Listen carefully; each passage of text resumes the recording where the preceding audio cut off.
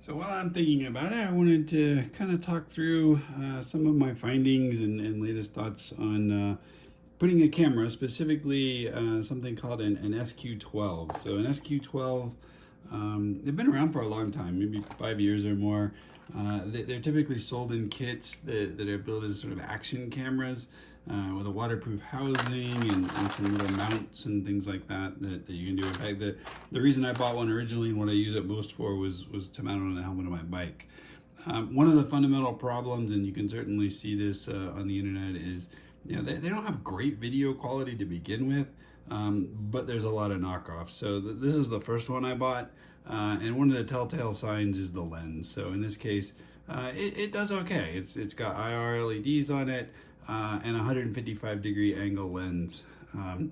This one was one that I bought when the battery on this one failed, and it clearly has much worse video quality. And one of the telltale things is it doesn't even have a wide angle lens, so it just has a regular camera in it. But other than that, from outward appearances, that they all look identical, and they're pretty simple construction. The back has a small battery in it.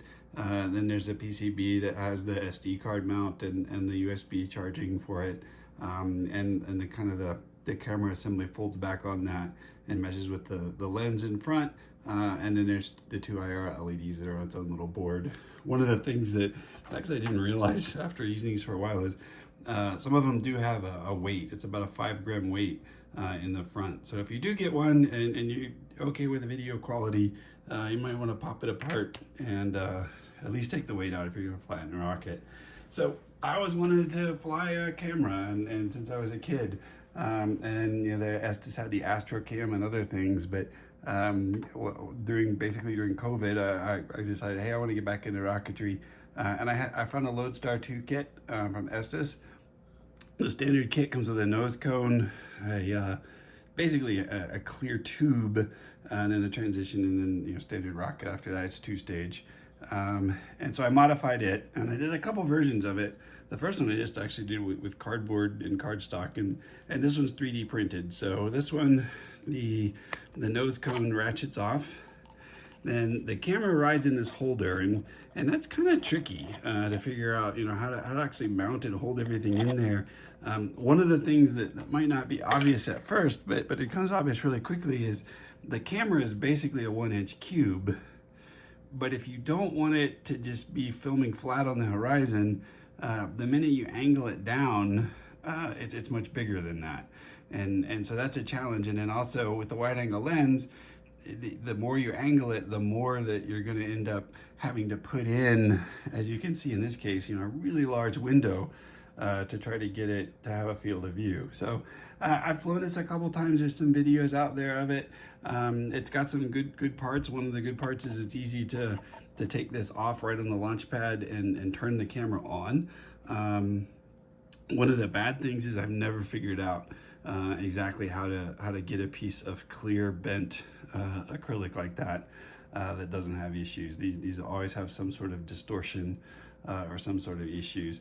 And then one other thing I did was I made the shock cord, when it comes out and hangs under the parachute, it actually hangs from the back edge of it, so the camera does kind of point down, right? One of the things is if you have the camera pointing down when you're going up, and then your nose cone is hanging down in the standard position, you're going to get a ton of video of hopefully a blue sky. So that was the LoadStar II version. I flew it this last weekend, and it's fun. I'll probably keep flying it, but I wanted to do a different one. So I came up with, this is my hauler rocket, so named because I just made the body tube and fins to be able to haul something. And so but I did a scratch build of this camera. So the body tube is bigger, but I still went bigger. So it's a 33 millimeter to 42 millimeter. So here's the transition, and I put the camera in the transition, and because of the problems I had with the acrylic, there's no lens on it at all. And so what I found was about 21 degrees is about what I could angle the camera and sort of line it in here. And then I did things a little bit differently. Again, I used one of my shoot release nose cones. So when this comes out, the way this one works is the nose cone releases. I used one of my reused some of my orthodontic rubber band kind of spring assemblies. The rubber bands are stretched through here, and pull it apart. And then this falls away, and I've painted some of this orange getting ready. And the chute's gonna run up here. So now it's gonna hang down with the chute, and these components hopefully hanging far up higher near the chute, because one of the problems is it'll swing quite a bit. So that's, that. I did put the Firefly mount that I used on some previous designs in there, so I have an altimeter going. And then the mount for the camera, it's really hard to have it line to line in here. But the camera, I've done a couple things. One is I've put a wedge in to just kind of wedge the camera in, and I think that's probably going to be enough. That the camera slides in this way, and then the wedge kind of pushes it forward. It doesn't really move it, but it squeezes it. I did also put a couple features for the orthodontic rubber bands to kind of baling wire and duct tape it, but that's how it fits. So I can show you how it actually works better than I thought. So the camera, again, just kind of slides into that hole. One of the challenges was trying to figure out, I wanted to maintain shock cord continuity, basically from the parachute all the way down to the body tube.